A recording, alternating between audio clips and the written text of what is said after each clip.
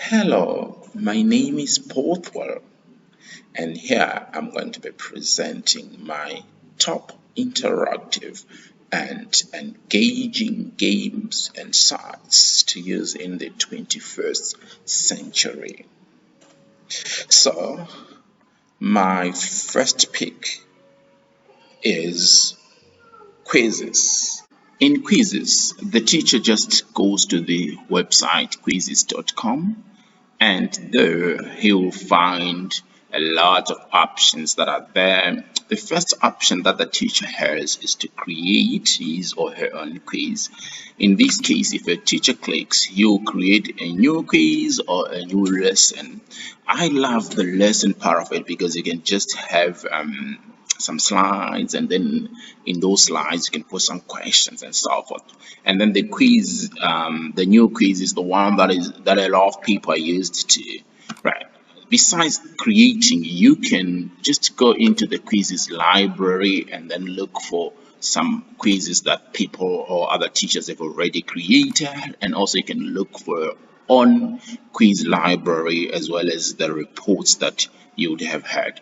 Also, quizzes help you to do some classes, to have some classes, and it's quite very easy for you.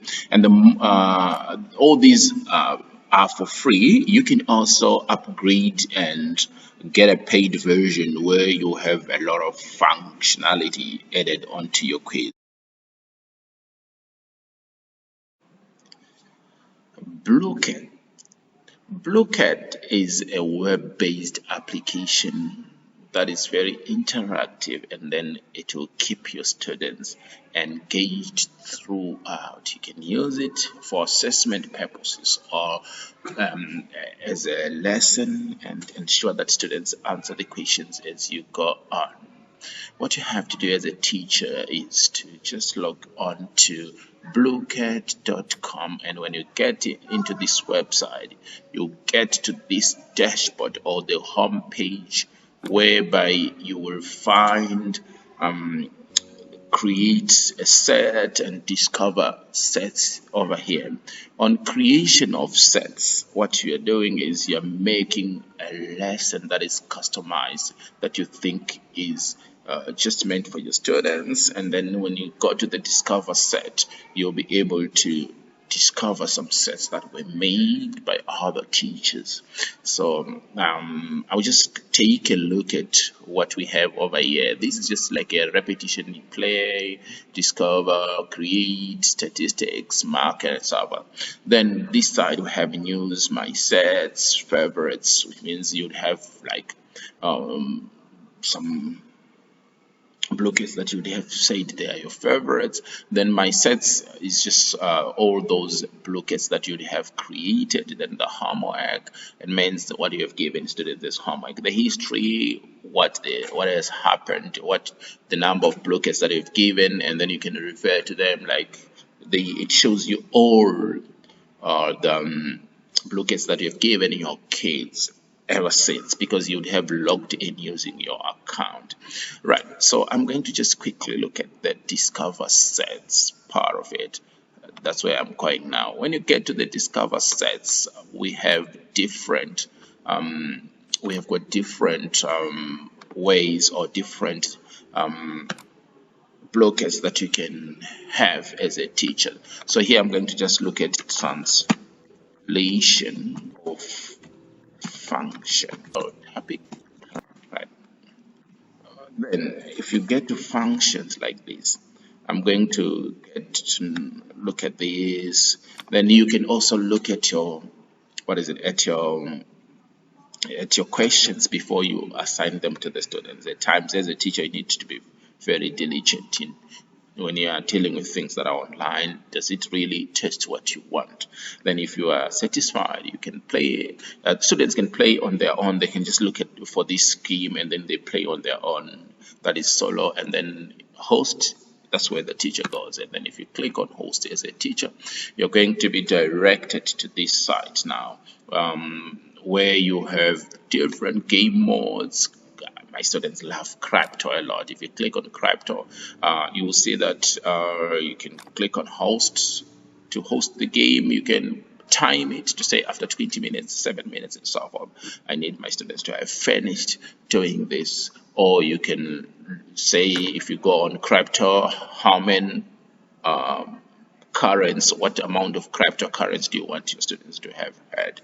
And then these are just instructions. Usually I love just leaving them as they are. Don't check these check boxes, or don't uncheck them. Just leave them as they were at default. Then you click on host. When you click on host, you can see now that the students will log in, and you'll be able to see their names there. You can copy the link and send it to the students. You just tell the students to go on blockade.com/play, and then they will be asked to insert this password, and when they put this password, they will automatically join this game. This is quite an interactive game, and I really encourage teachers to use it when they are teaching. My next pick is Nearboard. What the teacher does is he just goes to www.nearboard.com, and there you get to the home page where you'll find some lessons that you've created. Then you'll find the reports, the Nearboard library, and some resources that you may need in your lessons and so forth. What you do, what I like about this is that you can create your own lessons.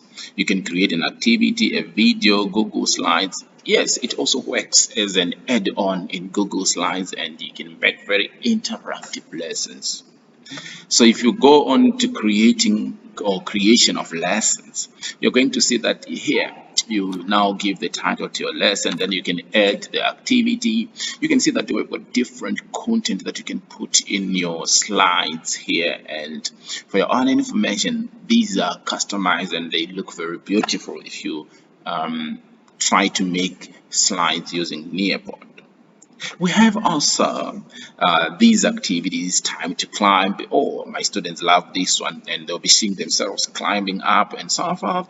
Open-ended questions, the matching pairs, where students will just have to match to say, like if you want to say some definitions and whatever it is, the quiz, the flip grid, they can also draw something they can fill in. You can even have something to fill in. It's quite very interesting, and the teacher will be able to see what the students will be doing. There's a board for collaboration, ball, fill in the blanks, and the memory test. I love this Nearboard for sure.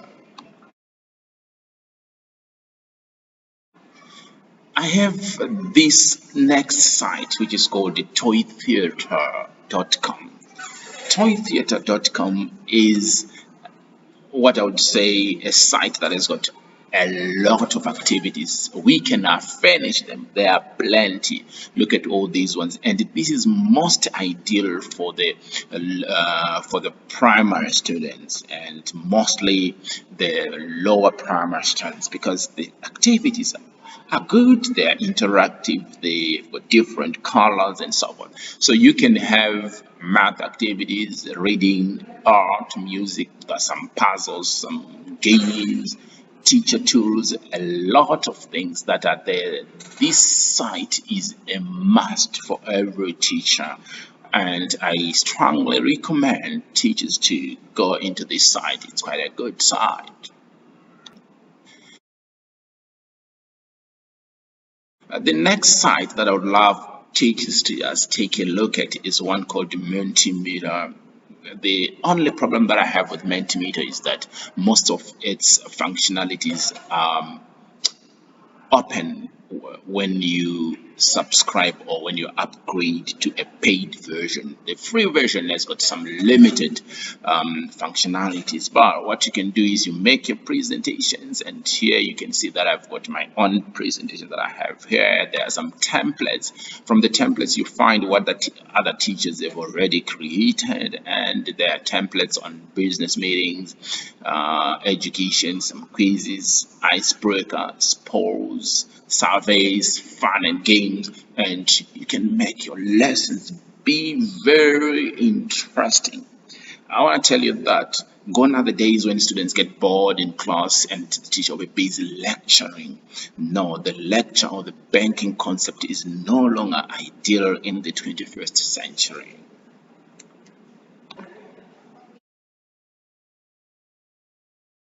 Right, this is one of my favorite website, Kahoot.com. Whenever I tell my students that it's now time for Kahoot, I see them jumping and ululating. It's because they enjoy it very much. So you can see that it has got some paid versions and whereby you can try for free, but then you can see the prices over there. But we have got a free feature that is there. So usually when I get here, I just say continue for free, and you can see the team mode, personal devices is there, single screen experience, read aloud is also there, but you cannot do personalized learning, or you cannot do ongoing assignment with Kahoot without deadline. That's the difference. And you can also look at some of the things that cannot be found when it is a free version, but I encourage you to go there because you will realize that this is quite an engaging activity for students. So if you get into a free Kahoot, you can look at that, you can discover. On discover now, that's when you're going to check or see what other people have already done. And you can also go to your library. Your library has got all the questions or all the activities that you have made on your own. You can see I've got this one, Java methods. I was teaching ICT, I was teaching Java, and then I gave the students this one. I made it on my own, Excel, Windows operating system. All these are in my personal library because I'm the one who has made these. Then it has got also reports, groups, marketplace, all these things. And with Kahoot, you will never go wrong. Your students will love it. It can also integrate very well with other applications like Google Classroom and so forth.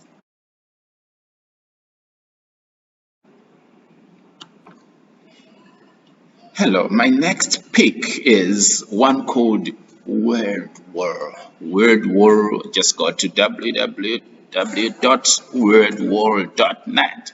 And when you come here, you are going to see that we have the home, where it's just going to be telling you about some steps and some kind of templates that you can find. You can see that we have a lot of templates here: the matching up, the quiz, the random wheel, the missing word, group sort, and jumble. All sorts of templates that we have over here that are for your students to enjoy. So what you do is, as a teacher, I know where or what you really love a lot. We go to the activities section. The community, that's where you find the activities that have been done by other teachers again, and you just search here for an activity that you think is the best, for that is suitable for your students as well as for your environment. And then after that, after you've searched that, then you can share with your students the activities. But what I like about these games, or this game, is that this site you can choose what kind of activity you want. Do you want the matching pairs, the random, and so forth? These ones that are obscured, it means you can't. And also at the same time, if you are using a free version, you will not be able to access some of the activity or some of the templates that are here. And here you also find your activities or some other lessons that you've made before. And of course, you've got the option of upgrading your activities. But I love this so much. All right, guys, my next game or application or site is one called PeerDeck. PeerDeck. With PeerDeck, guys, what happens is this: it is an add-on, or you just have to use it as an application on its own. But I prefer using it as an add-on. And what you do is you go onto your Google Slides and then you click on add-ons, and what you go on get add-ons. If you get add-ons, you go and search and then you install this add-on, isn't it? We've got all these add-ons that we have here, and then you install it. After installing it, you open it, and here you are going to be able to add your lessons. So the first one can be a choice. You can have a website. You can have you go to the template library, where you can also have some slides at the beginning of a lesson. For example, you may want to ask the students, what did you learn last time? Isn't it? Follow these instructions. You can ask the students to draw. You can ask the students to choose or to drag, all sorts of things. This is quite a very interesting. Or to, you can ask the students to say, okay, I had you thumbs up or thumbs down. That depends on your likings. And I love this site because or I love this add-on because it really makes my students be engaged. It does. You will never have students that will sleep during the lesson. Okay, my next pick is Minecraft for education, and this one, I love it so much because students love games. They love them, and they love Minecraft a lot. So you just have to just put in place what students love and make their interests be part of the education. So here the students have to sign in using a Microsoft 365 account. I encourage schools to have Microsoft 365, which is just for free, and we have got a free version for that. But with Minecraft for education now, students have to subscribe. They have to pay. I'm not sure, it must be around $5 and stuff. But you realize that if you go and play, then the student will be able to view the world. This means what the teacher has already created. You can go to the library, and in the library you have this different subjects, and then the students will be able to play Minecraft. What I love about this game is that you can create you can join someone's world, you can import, you can do a lot of stuff with it, and you have to know that students love Minecraft a lot. They can play the game until cows come home, and with that, if you are a teacher and you're using Minecraft to impart some educational skills in your students, of course, they will be motivated. They would love to do the work and stuff like that.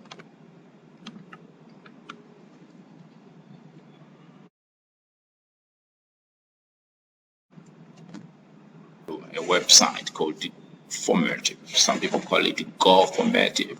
The website is www.formative.com. And here also, just like all the other applications that I've been talking of, you can create your classes, you can have a tracker, you go to your library, and in this library you are able to see some of the lessons that other teachers have created. You can see that I've put algebra here. There's a library. You can search for a lot of information there. Go for Formative, but okay, I've put it as one of my top 10 interactive websites that you need to visit as a teacher. Thank you very much.